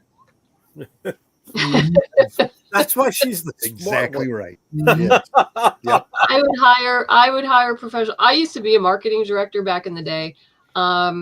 So I would hire an upgraded version of me who was more fluent in social media, in all aspects of social media and social media advertising, and say, go. Here's your budget, go. And I'll be there to approve it. And that's it. Nothing like having staff. I love that. I love that. Yep. All right, Jay, you're up. All right. The best answer was taken with the animated series. I love that. Right. But there's two things, right? So I got a background. One of my past lives was as a beer salesman. So we would do activations in bodegas and supermarkets, corner stores and bars. So take the experience that I have in that background and do an activation, a big launch in a store where we have, I'm sorry, ladies, some eye candy to entice some of the neckbeard people to come in and buy our books. but also have people there dressed up in costumes so they can take pictures with the regular customers, stuff like that. Have free promos, giveaways, a la the Green Lantern ring. So some of our characters have accessories that we could do something with, but along the lines of the animated series thing, I would love to do a free to play video game. All right. A side scroller, something simple where just tap, tap, tap, mash them up on your phone that I can get kids to play. Mhm. Again, free to play, but the endings of the game, it's either the cut scenes, the deleted scenes, or the bridge from issue to issue as the ending. So each new character would bring another bridge between issues 2 and 3, 3 and 4, 4 and 5, to keep them constantly going in the game, and hopefully that would bring them over to the core product, right? Because the repetition of the game is going to just ingrain the book in their mind. And everybody's playing video games. I'm sorry, folks, right? I talked to my niece and my nephew, and they're playing Marvel Rivals. They're not buying Marvel books, but they're playing Marvel Rivals, right? And they know about Galactus, and they know about all these characters. I'm like, oh, did you read the book? Like, no, I just played the game. I was like, oh, okay, right. But I also got to bond with them while they were playing the game, so it was a great bridge. Also, sorry, a nice game. A nice, simple side-scrolling game that anybody can play, and it's not age-restricted. All right, that's fair. I like that idea too. Yeah. I mean, yeah. I mean, I think Cammry had it right. I would definitely do an anime, especially if we had an unlimited budget. Yeah. I would like to do 52. I guess the series of 52 every week. Release an episode, about 30 minutes, and have it simulcast, I guess, on TV somewhere, and then also on the Sphere in Las Vegas. For Yeah. Could you imagine that? Have it That'd be simulcast. cool. That'd be very cool. That'd be great. Yep. So that if, like I said, if that budget was unlimited, I'd be like, well, if I'm gonna blow it, I'm gonna blow it there. There you go. Yeah. So Randy, what are your thoughts? Well, I definitely would get that team that Madeleine was talking about. Oh, Absolutely. And you'll need a publicist. Yeah. I got a lot of ideas that I just want to push out. It'll be more than that. Marketers and creators and animators and just everything, And I have the rule, don't bother me. I'm just here creating, and I'll just ship it out to you, and then you take it and make money. You'd have the George Lucas signature stamp. Just whenever stuff comes, that would by, be funny. okay, Yeah, approved, that Disney signature. Yeah, there you go. Yeah, with the swirls. Yeah, absolutely. All right. I got a business question for everybody. Okay. I mean, I don't know. There are times I have to sign contracts, so I'm just curious. And there's always particular things I keep my eye out for. So when you read a contract, what is the single key point that you look for? And just give me one example, because there's several, obviously. But I mean, what's the one key thing you look out for specifically on a contract whenever you get one presented to you? I think we're up to Dan. Media rights, first thing. That's the first thing I'm looking at is somebody trying to get media rights for my IP. Mm-hmm. Okay, that's fair. Chris, what are your thoughts? Yeah, I mean, I think I've signed like 9 contracts in my time, and the ones that really turn me off are ones that take away the rights that I have.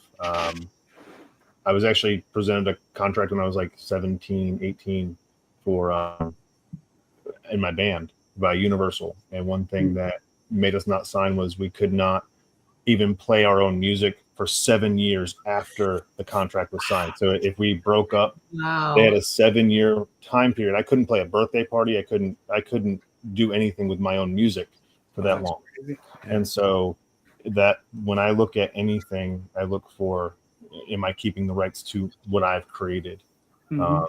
I think that as an independent creator, that's just something we need to protect. Yeah, Yeah. absolutely. I mean, I certainly agree with Chris that first thing is I retain the rights to the IP. And also another thing that they're not attached to everything after that. Mm-hmm. Yeah. Yep. All right. Very nice. Very nice. Cammry, what are your thoughts? I think typically the contracts that I sign are between me and a writer. I typically, I would agree with everyone else in the aspect of just, it really depends, because usually I like to give most of the creative rights to the writer. I like to retain some of my designs. But yeah, it just depends on my relationship with the writer and the or the company. So yeah, that's overall what I'm look for. Okay, that's fair. Randy, what are your thoughts? I've done some contract work with commercial customers that demand that they keep the rights to everything, but I make sure that they know that they pay me for those rights for anything that I created. That's always a good thing. Makes them feel good, makes you feel good, because you got a little something for knowing that you weren't going to be keeping what you were doing. But the big thing with the contracts for me is the readability of it. I'm always more suspicious of if I can read a contract and understand it 100%, as opposed to it being slaughtered with 10 pages of legalese that seem like gobbledygook to you. You know, that's my distrust level goes up the more that I don't understand that sentence and have to consult with a lawyer. Absolutely. You know, Yeah. that's the big thing. That, and to make sure there's a contract. So that helps. Jay, what are your thoughts? That's a lesson painfully learned from experience. Yes, sir. When it's work for hire, reprint rights, right? Make sure that I get paid in perpetuity as long as the work keeps getting reprinted. When it's my stuff, like you guys said, media rights, retention rights, stuff like that. Okay. I've run across a few contracts, and the words that I always look out for are infinitum, across the universe, throughout space and time. Whoa. Whoa. Yeah. Okay. Whatever I see those words, and I've seen them on contracts, I'm like, oh no, can't do business with this person. Yeah. But I've seen words, if not similar things, in contracts, and it's just insane. Where I'm just like, it's like I can't even die and get out of this contract. So like, no. I mean, even at that point, most debtors will let you go once you're dead. But I've seen contracts where like, no, it's for all space, for all time, forever, for the length of humanity and in all That's space. insane. Yeah. But I've seen those contracts. I was just like, what the hell? Why? Yeah. I'm like, neither one of us are going to live that long. I'm like, what are you talking about? Yeah. So, Jay, you're up. What's your question? So based on your question, let me add to that question, right? If there is a term in there that you didn't like, is it enough to put you off? Is that it? Or would you go into the negotiation process and see if you can adjust the contract to your liking? All right. Chris, you're up. Oh yeah, there's always got to be a negotiation process with a contract. There's very few contracts that come across the table that you don't have to negotiate something, or at least discuss something. I worked with this show's about distribution. I actually worked for a distributor for a long time, and we would sign on new clients, and they would have demands. The distributor would have demands, and you've got to go back and forth to figure out what works best. whether it's percentages, regions that you're distributing to. There's all sorts of different variables in a contract, and both parties, if there's only two parties, sometimes there's 3 and 4 parties. All the parties have to get what they want, but also be willing to give up some for the other party to be successful. Right. So, when we started working on Homebrewed, there's distribution contracts and things. So you've got to be able to protect both parties. I think with any publisher, you always get into that kind of back and forth. This is what I want. So if you don't try to negotiate a contract and just turn one down, I don't think you're doing it right. I signed my first contract that I ever signed was actually with an indie music label, and the rights and everything weren't where we wanted them, and we went back and forth with them a few times. I had insider knowledge, luckily, and the more knowledge you have about a company you're signing with helps. I knew they were getting bought by Sony within a year. I knew that just from other sources.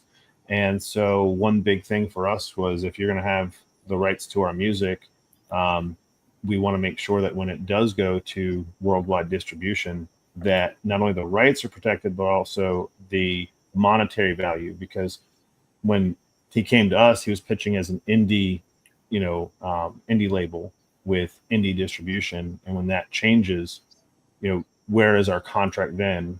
Is our contract voided? Is it, those are things to know, like how long is this contract? What changes, if any changes are made, does it void the contract, or does this contract carry over? Because if something carries over, let's just say you sign with we're talking about comic books. You sign with a publisher who's a small publisher, but then maybe, Boom Comics decides to come in and make them a subsidiary. How does that affect your contract? Do you get a new contract? I think those are all things to think of. A lot of us only think in the moment, and we don't think 5-10 years down the road, and the what ifs. And I think that's something that I always like to negotiate, are the what ifs. All right, cool. Madeleine, what are your thoughts? I always try to negotiate if it's an issue, and then if it's not going to work, it's not going to work. You should always be prepared to walk away. Mm-hmm. That, because I know it can be very exciting to get a publishing contract. You can like, oh yeah, and it is. You should be excited, but you do have to be prepared for the other shoe to drop, that there are demands and they may not budge, and you may need to walk away. So I think people do need to be prepared to walk away if negotiations don't work. Fair enough. Cammry, what are your thoughts? I'm always up for negotiation, especially because I work with a lot of small, like, individuals or writers. Yeah, I'm always open to talking about the terms, and usually people are really, really cool. In my experience, I haven't really worked with a lot of huge, ginormous companies, so I don't have a lot of experience in that department. But yeah, I in my experience, it's always been really awesome to negotiate with people, and most of the time, the terms are very agreeable. So, okay, well, that's good. Randy, what are your thoughts?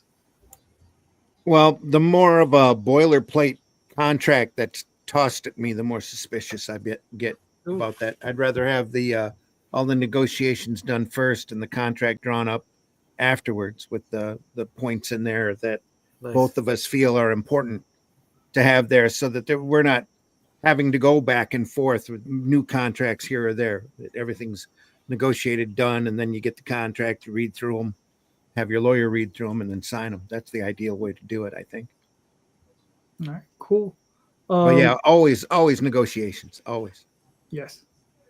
Yeah, for myself, I've said this before, is like, I read a contract and I usually have a Sharpie sitting next to me while I read it.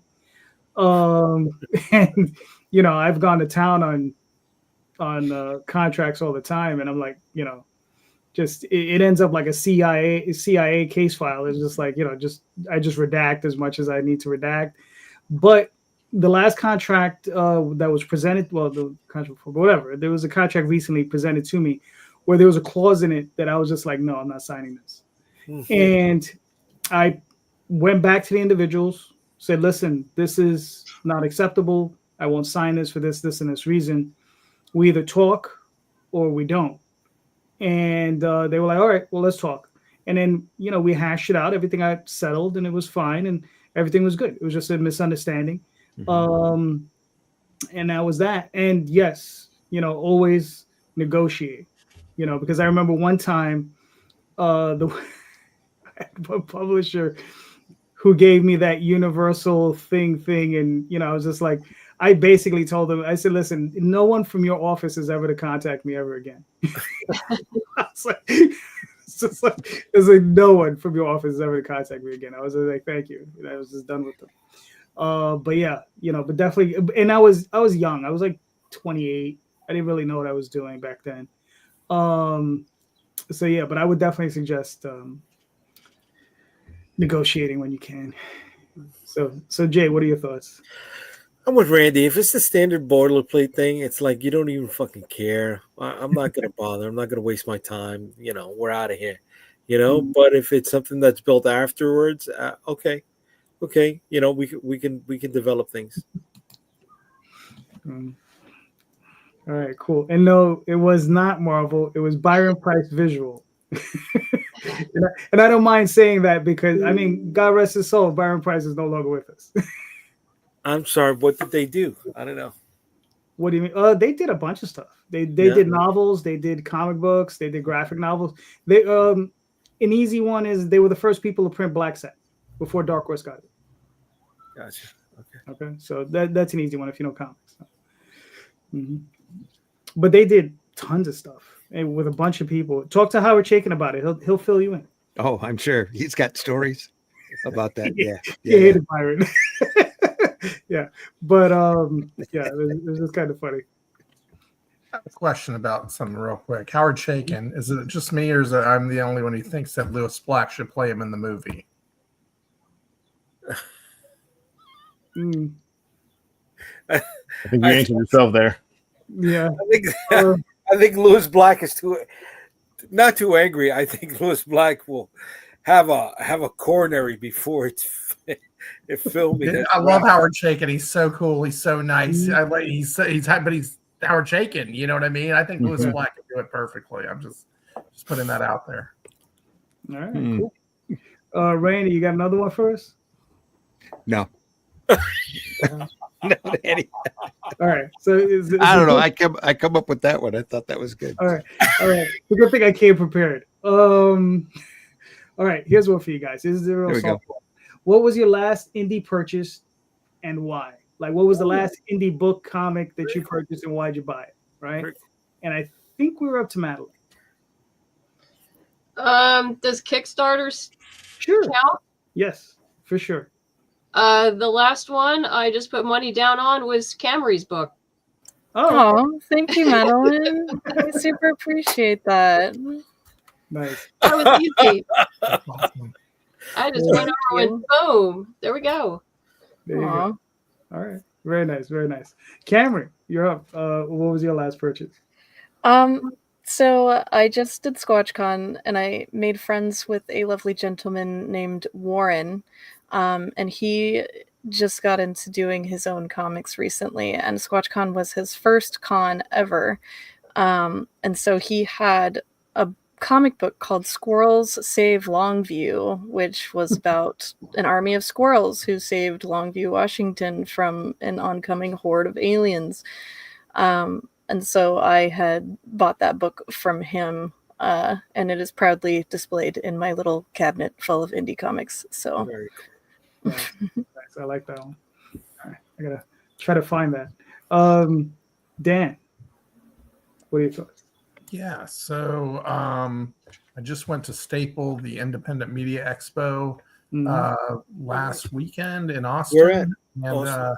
Yeah, in Austin, it's a fantastic show. It's the first convention I ever did as an indie creator. That's where I showed up with 100 books and nothing else. Anyway, I went there and I picked up a stack of books. Unfortunately, they're all downstairs, so I can't show them to you right now. But and I was literally, I went and I was like, I didn't get a table this year, so I just went and supported friends and picked up stuff that was just looked interesting to me. But the one thing that I can confirm that I recently purchased on Instagram, not Instagram, my Kickstarter was Maiden Delco by Jimmy Gasparo. If y'all know Jimmy, Jimmy's a really great guy. He does stuff with Comic Book Yeti. And his book, I just backed that. And Orson Welles' Warrior Worlds, that just closed here recently. Milton Lawson's book. So I'm really excited about both of those. So, yeah. All right, cool. Chris, what are your thoughts?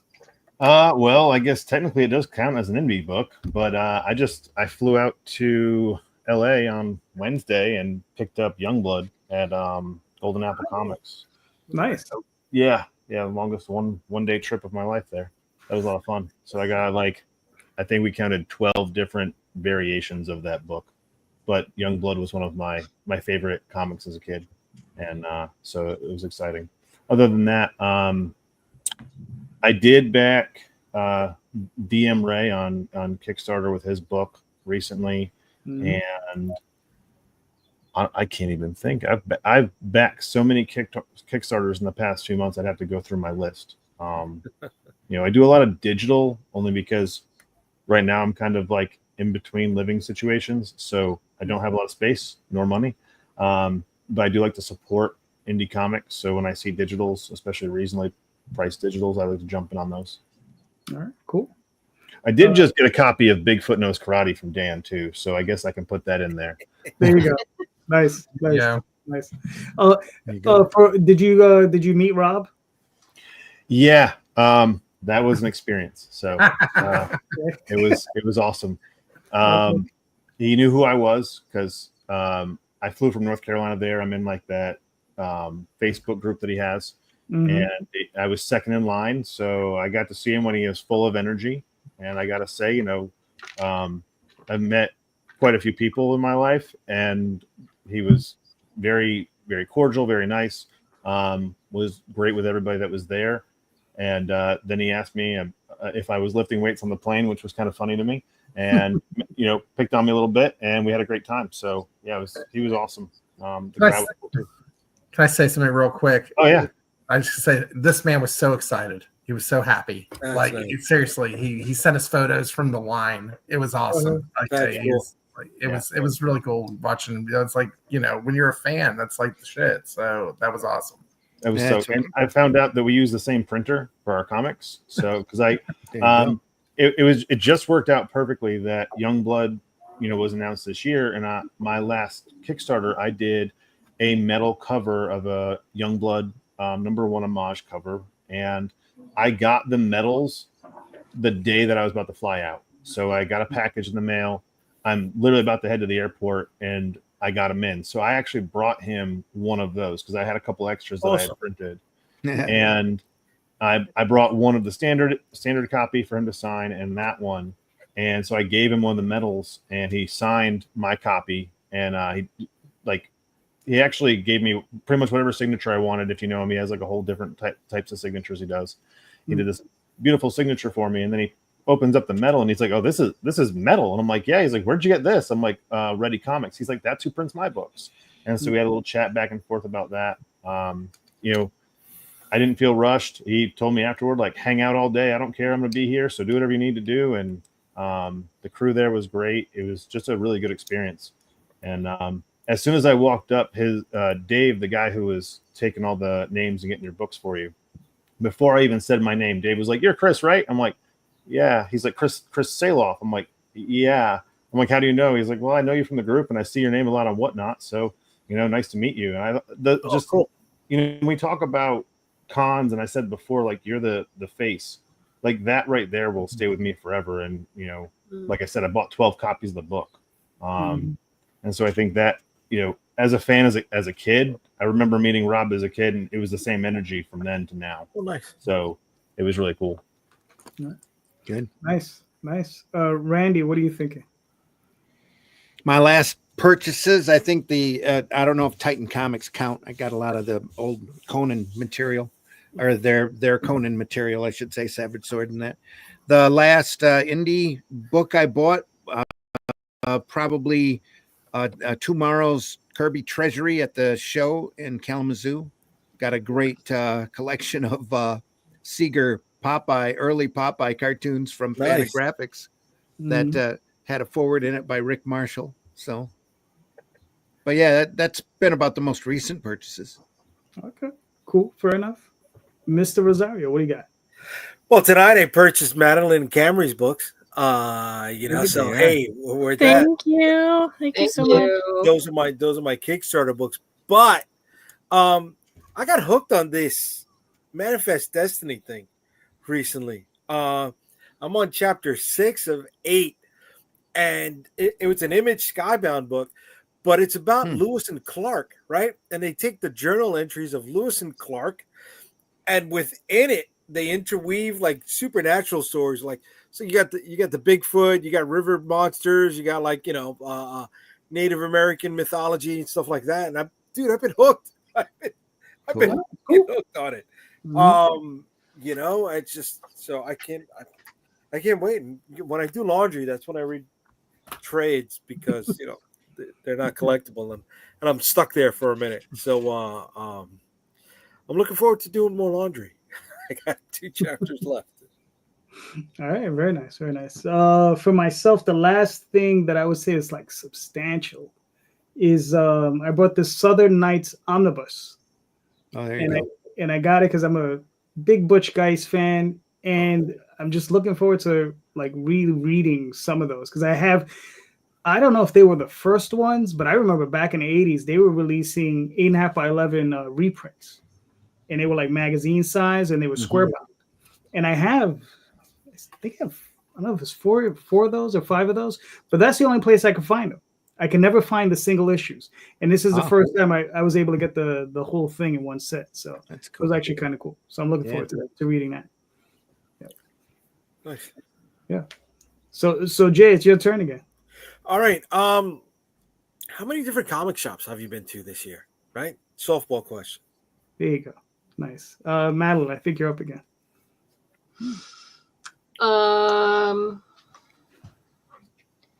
Probably only one, and that was up in Salem, Oregon. Okay. Because that's where we're moving to. Nice. Nice. All right, cool. Cammry, what are your thoughts? We have 2 local comic places here in Port Angeles. I went to Anime Cat recently, but it's not a lot of indie stuff there. Luckily, Drew's really cool, and he has a little section for comic books, indie comic books, and I had talked to him about potentially putting George Smith on the shelf over there. But that's pretty much the only places that I've been to recently. All right, cool. Dan, what do you?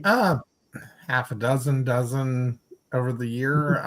Just wherever, I travel a lot for work, and if there's an opportunity to go check out a store, I will. I was in what was it, in Italy. I even walked into a comic store and just checking it out and looking around, and because I bought a Stephen King book that was translated into Italian. It was a graphic novel. I can't remember what the book was now, but it was a graphic novel, Stephen King graphic novel, translated into Italian.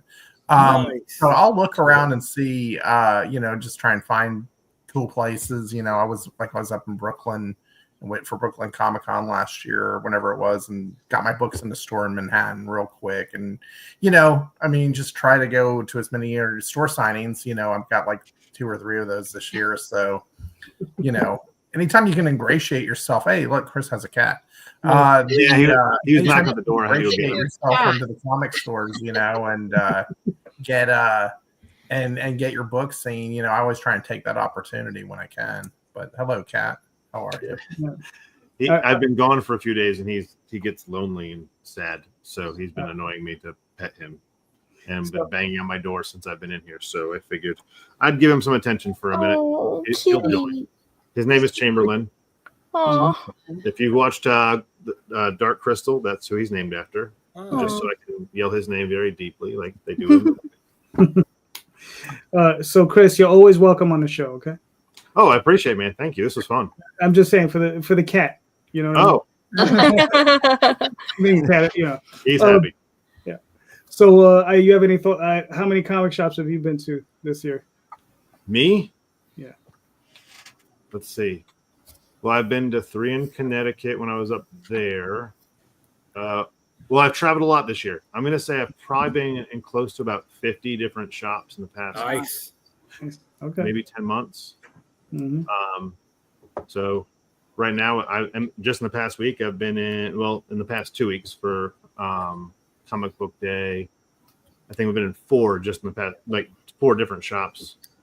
And then, plus Golden. So that's 5. I've never been to Golden Apple either. So that's 5 new shops. incredible.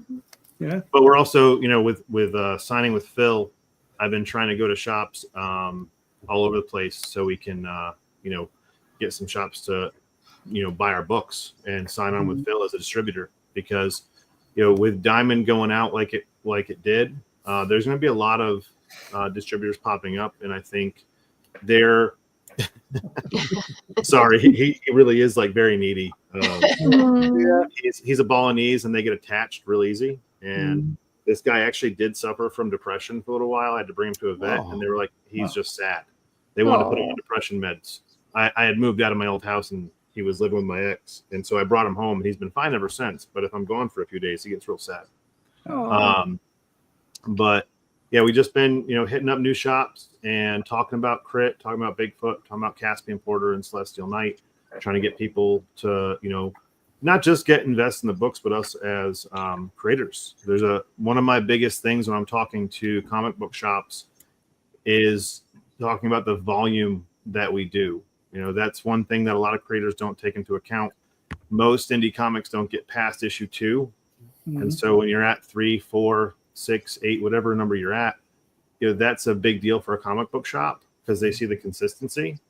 And that's what I've been trying to hit home. These shops, they want customers, and they want people that are going to promote the books. Well, the writer, let's just say, who's ever writing at Marvel isn't going to be showing up at their shop all the time or shouting out their shop.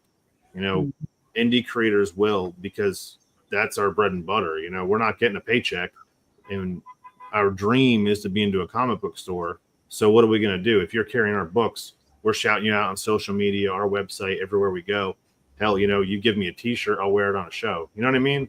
Yeah. So that's just been what I've been trying to do is get homebrewed to be recognized in comic book shops. And so if I'm driving down the road and I see there's a shop somewhere, I'm popping in. All right, cool. Me too. Yeah. Randy, what are your thoughts? I got 2 main stores that I visit, and a couple other ones I keep promising to get to and just hadn't gotten to yet. That's got a local store here, Comic Relief, that's a few miles from my house, and get a few things there. A lot of my comics I get up in Saginaw. I've got a long time friend who's got his own comic shop up there. He's had it for about 30 years. So I go up there and get my comics from him, most of our comics from them. But other than that, whenever we're in a town, especially when we're out traveling, we try to hit it, if not the comic shop, then the local bookstore, just to see what they've got. All right. Cool enough. Well, Jay, we're in the same town, so you know me. It's Midtown, Forbidden Planet, and but I've also been to the Koch warehouse. Okay. And he's still around. He's still there. Right. So you know. Well, I drive, so I go a lot further into New York. Besides that, I've been to Red Shirt, I've been to Cool Kids, I've been to Grasshopper, I've been to Midtown got 4 different shops alone. Yeah. That's in Brooklyn. I've been to 4 different shops in Jersey, 3 shops in Massachusetts. I I was taken back by how many shops are in like the Florida Orlando area, right? Wow, dude, they make, you know, the 5 boroughs of New York look like nothing when it comes to shops. You got one like almost every 10 miles out there. So I went into 6 different shops in that area alone. So I've been around the block, dude. I've been around the block. It's all the Disney employees. They don't don't get know. paid enough to make real toys or big toys, so they buy comics. I went to one shop that was like super zombie themed, and I was like, I doubt these guys are working at Disney. You Dude, never know.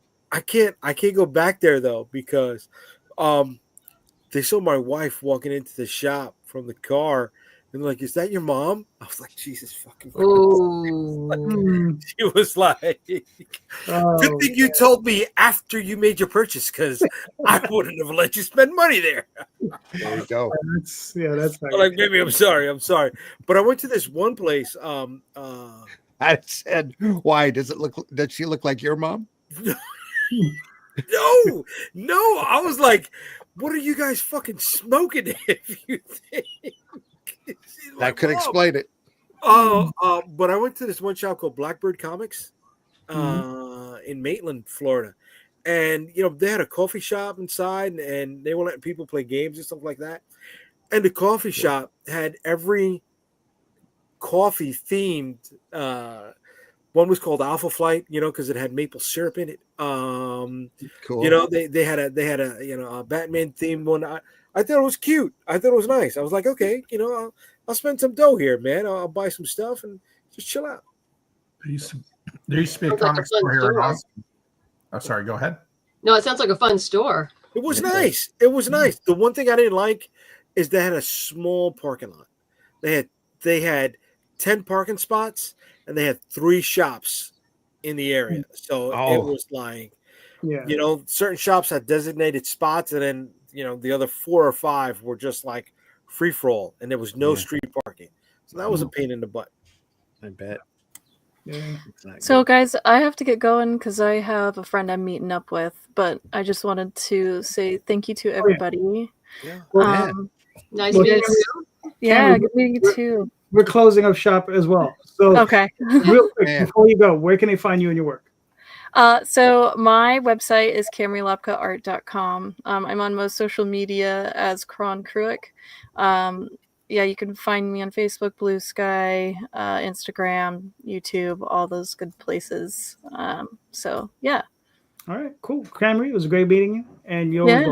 all right. Yeah, thank you guys. Thank you everybody. Yeah. You're all super Have a cool, good and night. I'm really glad to have been given this opportunity to be here. So Nice meeting you. Your Yeah. campaign, Nice Cameron. meeting you. Meeting you. thank you so much.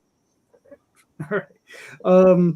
Madeline, where can they find you and your work? We made it to Right now, I'm on Kickstarter with Morgana Pendragon, but otherwise, you can find me on Facebook, X, Instagram, Blue Sky. Just type in Madeleine Holly-Rosing and things will pop up, or type in Boston Metaphysical Society and that will pop up. And yeah, so I think I've got it about all covered. I'm not on YouTube or TikTok though. Okay. I'll save that for the future marketing team. There you go. All right, Dan, where can they find you and your work? The best place to find me and the rest of the homebrewed crew would be at homebrewedcomics.com.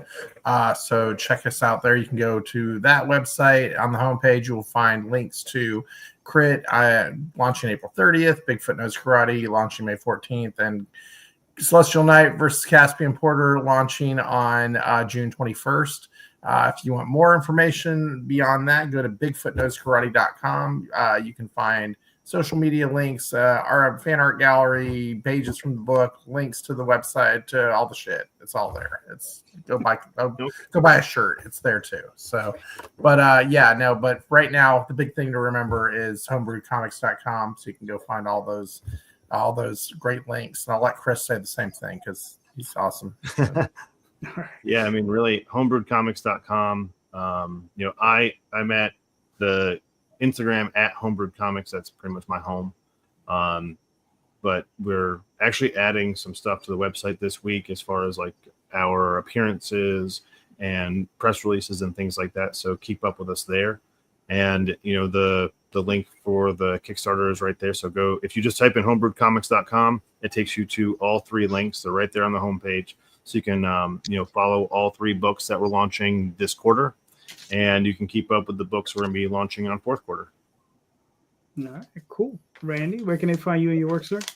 You can find me at Barnes & Noble and Amazon. Just look up Randy Zimmerman. You can find the Atlantean there. The first volume is available in great paperback, or you can find the Shadow Kingdom, which is our adaptation of Robert E. Howard's classic story that I broke down that Russ Leach did the artwork for. That's available in black and white in a nice trade paperback form, or in hardback in full color with the actual prose story in the back for you to compare the comic adaptation to. Other than that, I do 2 podcasts a week, one Sunday morning at 9 a.m. Eastern, Sunday Funnies, and another one on Friday morning at 5 a.m. Eastern time called Comics by Night, where we look at great old comics and just talk, do our best to talk positive about this industry and this fantastic art form that we're in and we love so much. So please check us out. Jay, where can they find you and your work, sir? Unstoppablecomics.com. You can find all my social media links and what's coming up over there on that website. Friday night, you can catch me on Comic Book Streamland, 8 p.m. Eastern. If anybody wants to jump on, you're welcome. Doors always open. And then on Sundays, with this knucklehead over here. Randy, sorry, you're a knucklehead. Well, my head pointed this way. I've been called worse. I got it right. I did it the correct side. Come on. All right. So, you can find me on the OswaldChronicles.com, TallTalesOnline.com. Kickstarter most times currently for Tenchi Muyu. Oswald will be returning sometime next 2 or 3 weeks on Kickstarter. But I am going to launch an Indiegogo probably another 2 or 3 days. So that should be interesting. Pray for me. So, and just remember, everybody, in the show notes, check them. Everybody's links are in those show notes to all these creators. All of them are doing fantastic books. All of them are doing great books. Okay, so please click on those links, pick up some books, because these creators deserve your support. And just remember, read more indie comics, especially ours. Have a good night, everyone. Thank you. Take care. Thank you.